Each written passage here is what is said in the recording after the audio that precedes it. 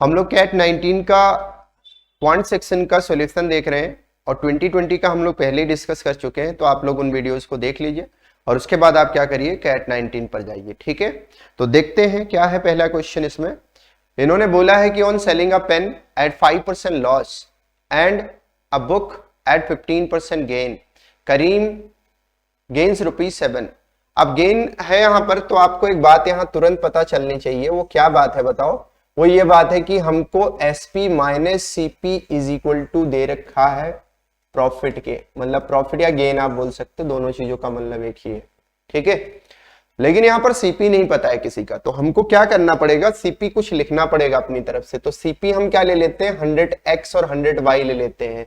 ऐसा क्यों कर रहा हूं, क्योंकि नीचे पॉइंट नहीं आएगा। अगर आप 100 से डिवाइड करोगे तो 100 कट जाएगा, पॉइंट में वैल्यू नहीं आएगी, तो कैलकुलेशन थोड़ा सा आसान हो जाएगा। तो देखते हैं इसको। क्वेश्चन में बोला on selling a pen at 5% loss and a book at 15% gain. तो आप पहला काम क्या करो, let CP be 100x for pen and CP be 100y क्यों, क्योंकि दोनों अलग अलग प्रोडक्ट है, फॉर बुक। ठीक है, अब आते हैं और देखते हैं कि क्या है बात आगे। इन्होंने बोला है कि जो पेन है आपका वो 5% लॉस पे जा रहा है। तो आपको पता है कि अगर मुझे पहले वाले से SP1 लिखना हो, मतलब ये अगर मेरा CP1 है और ये दूसरा मेरा CP2 है, CP ऑफ पेन और CP ऑफ बुक, हमारा CP1 CP2 हमने ऐसे सोचा कि ऐसे लिख सकते हैं। तो आप क्या करोगे, SP1 इज इक्वल टू क्या हो जाएगा, 100x मल्टीप्लाई बाय 5% का अगर लॉस होता है तो 100 में से क्या हो जाएगा, माइनस हो जाएगा, डिवाइडेड बाय 100। तो 100 कट गया, यानी वैल्यू कितनी हो गई, 95x हो गई। दूसरे में आते हैं SP2 में। SP2 का मतलब है बुक पर उसको प्रॉफिट हुआ है। देखो, तो जब प्रॉफिट हुआ होगा तो ऑब्वियस सी बात है ऐड हो जाएगा 100 में। कितना है, 15% का है, तो 15 यानी 115 अपॉन 100 करोगे, फिर से 100 कट जाएगा, वैल्यू कितनी आ जाएगी, 115 y आ जाएगी। ये हो गया आपका SP1 और SP2। लेकिन उन्होंने टोटल दे रखा है हमको कि प्रॉफिट उसको कितने का हो रहा है, देखो 7 का। तो सीधी सी बात है कि हम काम क्या करेंगे, इन दोनों को ऐड करेंगे पहले तो SP मिल जाएगा मुझको कितना, देखो यहां से ये मिल जाएगा मुझे 95x प्लस कितना 115y। दूसरे में आपको CP पहले से पता है वो कितना है, 100x प्लस 100y। तो आप इसको लिखना चाहो तो यहां पर लिख सकते हो, CP हमारा कितना हो जाएगा, 100x प्लस 100y हो जाएगा। ठीक है, 100y हो जाएगा। अब आपको पता है कि दोनों का डिफरेंस लिखना है मुझको, तो डिफरेंस जब आप लिखोगे तो ध्यान से देखना, ये 95 कम है और ये 100 ज्यादा है, तो माइनस आएगा, तो इसको आप बाद में लिखो। मतलब मैं यहां पर अब प्रॉफिट लिख रहा हूं इन दोनों का, तो प्रॉफिट में क्या हो जाएगा, दोनों का डिफरेंस हो जाएगा। तो डिफरेंस में क्या आएगा, यहां पर देखना आप, ये वैल्यू आपकी क्या हो जाएगी, ये हो जाएगी आपकी, पहले इसको लिख लो, यहां भी माइनस आएगा, यहां भी माइनस आएगा, तो 15y पहले लिख लो और माइनस का 5x क्या लिख लो, बाद में लिख लो। और ये वैल्यू हमको पता है किसके इक्वल है, 7 के। तो पहली इक्वेशन देखो हमको क्या मिल गई, हमको मिल गया यहां से 15y minus 5x is equal to 7 rupees के। This is equation number 1। ठीक है, कितना आसान है। देखो आपने SP लिख लिया, CP लिख लिया, दोनों को माइनस करके लिख दिया। डिफरेंस इसलिए बोल रहा हूं क्योंकि बड़ा इसमें पहले लिखा जाता है और छोटा बाद में लिखा जाता है। मतलब SP बड़ा है पहले आएगा और CP बाद में आएगा, तो आप डिफरेंस भी बोल सकते हैं इसको। ठीक है, प्रॉफिट क्या होता है, दोनों का डिफरेंस होता है। अब आते हैं, देखते हैं दूसरे पॉइंट पर। इन्होंने बोला if it sells the pen at 5% gain and the book at 10% gain, इस बार दोनों बार गेन हो गया, तो CP तो आपका चेंज होगा नहीं, लेकिन SP चेंज हो जाएगा। तो SP1 आपका देखो क्या हो जाएगा, SP1 हो जाएगा। इसके अकॉर्डिंग अगर हम देखें तो उसने पेन को क्या करा है, 5% गेन पर सेल किया है, तो आपकी जो वैल्यू है वो कितनी हो जाएगी, 105x हो जाएगी। अब मैं ये वाला स्टेप दोबारा लिख के नहीं दिखा रहा हूं, आप समझ गए होंगे कि 100 में ऐड होगा और 100 में माइनस होगा, तो 100 कट जाएंगे।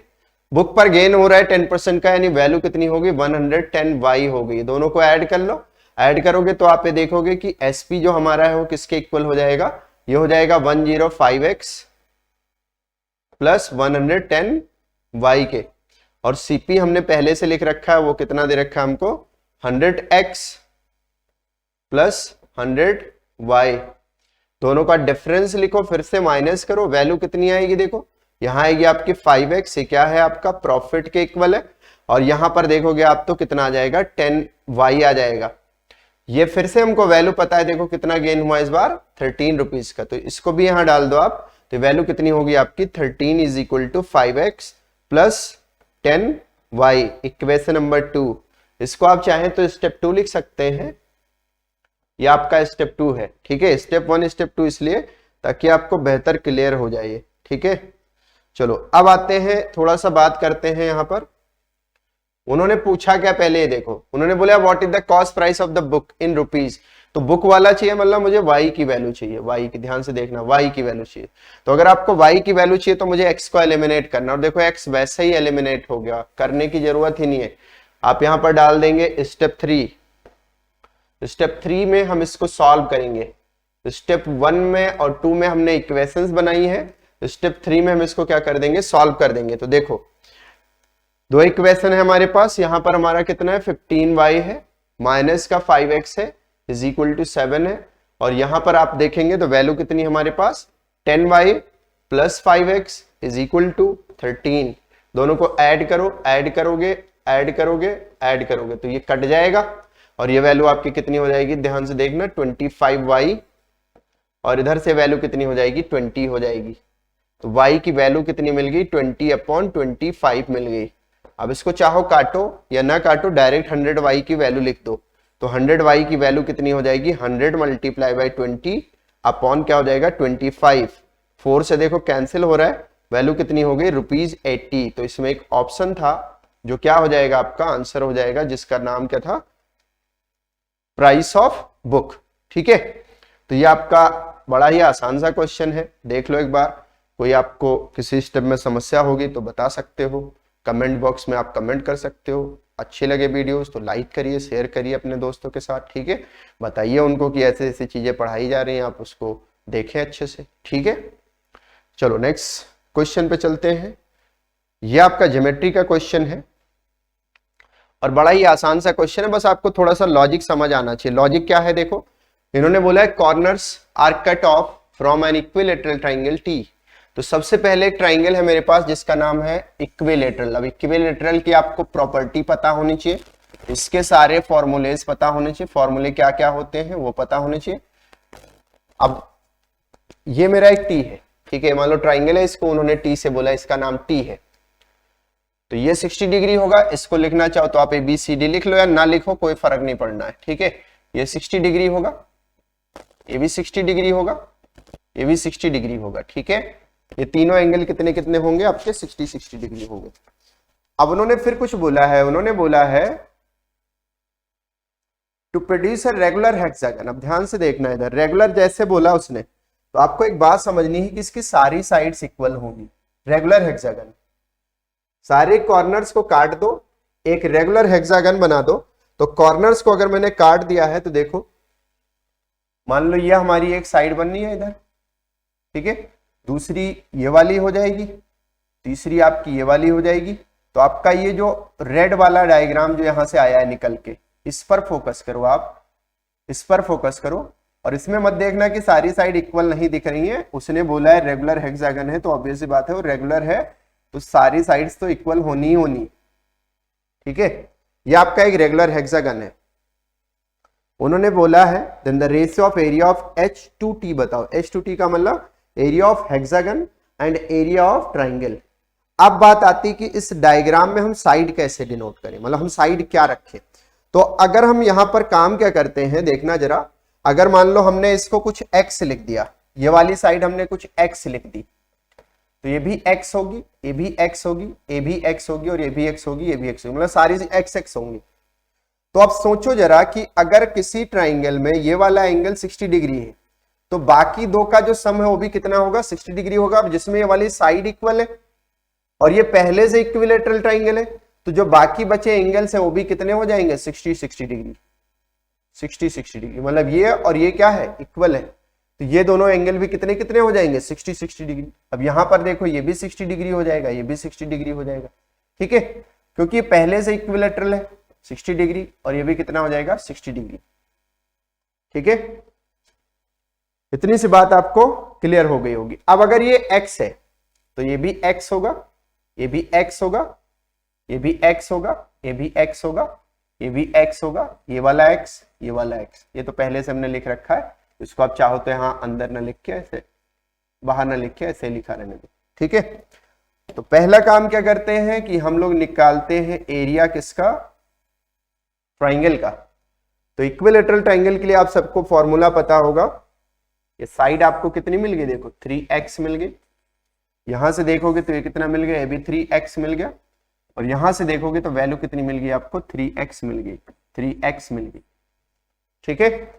अब आपको एरिया पता है √3/4 इंटू साइड का स्क्वायर होता है, ठीक है। तो हम काम क्या करते हैं, √3/4 इंटू साइड, ये t का एरिया है, ट्राइंगल का एरिया है आपका। तो ये कितना है, देखो साइड आपकी कितनी है, 3x का स्क्वायर। तो वैल्यू कितनी हो जाएगी आपकी, ये हो जाएगी 9x स्क्वायर इंटू √3/4, ऐसे ही रहने दो। अभी दूसरे में भी ये कट जाएगा, ठीक है। अब आते हैं, देखते हैं कि हेक्सागन का एरिया क्या होता है। तो हेक्सागन का एरिया आपको नॉर्मल क्लासेस में प्रूफ करके दिखाया जाता है कि कैसे आता है। यहां पर मैं प्रूफ नहीं कर रहा हूं आपको, सिर्फ डायरेक्ट मैं फॉर्मूला लिख दूंगा। 6 रेगुलर है अगर तो 6 into area of equilateral triangle, area of equilateral triangle, ठीक है। तो इक्विलेटरल ट्राइंगल का भी आपने देखा था कितना होता है, √3/4 इंटू साइड का स्क्वायर, साइड का स्क्वायर। अब यहां ध्यान ये रखने वाली बात है कि यहां जो साइड है इसकी x है, ये डायग्राम आपको देखना है, इसकी जो साइड है वो क्या है, x है, ठीक है, ये x है। तो अगर ये x है तो ये कितना हो जाएगा, √6 इंटू √3/4 इंटू एक्स स्क्वायर। ये हो गया आपका 2 और ये हो गया 1, दोनों को रेशियो में लिखना है। तो इसको पहले लिख लो, उसको बाद में लिख लो, क्योंकि उन्होंने ऑर्डर भी बोला है कि पहले आपको h लिखना है, बाद में t लिखना है। तो यहां कितना आ जाएगा, देखो √x² 3/4, ये आपका हो गया हेक्सागन का, और दूसरा हम क्या लिख रहे हैं, ट्राइंगल लिख रहे हैं। उधर वैल्यू कितनी है हमारे पास, देखो 9x² √3/4। तो आप ये देखेंगे कि इसमें से ये वाली वैल्यू क्या हो गई, कट गई, x भी कट गया, और 2 से 3 से काट दो तो 2:2 क्या आ जाएगा, आंसर आपका 3 आ जाएगा। तो इसमें देखो एक ऑप्शन होगा डी वाला, यही आपका क्या है, आंसर है, ठीक है। तो सबसे पहला काम क्या करना था आपको, सबसे पहला काम ये था कि इसमें आप साइड पहले डिसाइड करो कि साइड हम कैसे लिखें। तो साइड लिखने का तरीका है कि अगर कोई इक्विलेटरल ट्राइंगल है तो उसके अंदर के जो सारे एंगल्स है पहले से 60 डिग्री दे रखे हैं। अब आपने काम क्या करा है, उसमें से एक आपने रेगुलर हेक्सागन निकाला। रेगुलर हेक्सागन है मतलब वो सारी साइडें क्या होंगी, उसकी इक्वल होंगी। तो अगर वो साइडें सारी इक्वल हैं तो इतना इधर से जाएगा, उतना उधर से जाएगा, उतना उधर से जाएगा। तो उनके जो बेस वाले साइड्स हैं अगर इक्वल हैं तो जो अगल बगल वाले जो एंगल्स हैं वो भी इक्वल होंगे। और एक अगर 60 डिग्री दे रखा है मतलब एक तरीके से वो आइसोसेलेस ट्राइंगल फॉर्म कर दिया। अब एक एंगल 60 डिग्री पहले से दे रखा है तो बाकी दो बचे हुए हैं वो भी कितने के हो जाएंगे, 60 डिग्री के हो जाएंगे। तो अगर अंदर वाले की साइड हमने x लिखी है तो बाहर वाले जो बचे साइड हैं वो भी क्या हो जाएंगे, x हो जाएंगे। तो पूरे ट्राइंगल का कितना हो जाएगा, 3x हो जाएगा, ठीक है। तो आपने दोनों फॉर्मूलेज लगाए और उसके बाद क्या करा, इसको निकाल दिया यहाँ के बाद, ठीक है। तो मुझे पूरी उम्मीद है कि आपको ये चीज समझ आई होगी। मिलते हैं फिर हम लोग नेक्स्ट क्वेश्चन में, तब तक के लिए bye bye, take care, thank you.